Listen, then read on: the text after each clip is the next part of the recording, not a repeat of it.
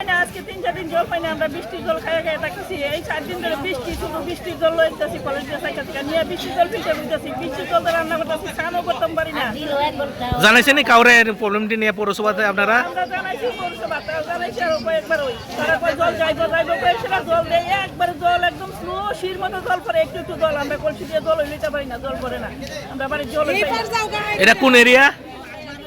এটা 9 নম্বর পৌরসভা 9 নম্বর ওয়ার্ড। কি হইছে? কি সমস্যা? রুট ব্লক করছেন কি লাগিয়া?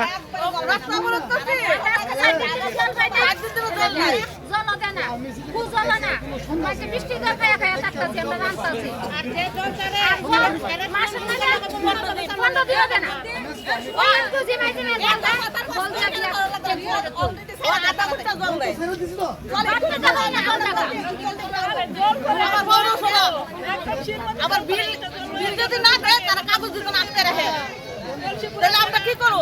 একদিন একটা ইয়ার অফিসে কাটের লেগে 3000 টাকা আমি পৌরসভার মধ্যে বিল দিয়ে কাগজ বাইর করছি। এলাকা আমরা মাসে 50 টাকা জলের বিল, চাপড়ার বিল 60 টাকা, গেলে চাপড়া নিত না, বাড়ির মধ্যে চাপড়া মুখ করতে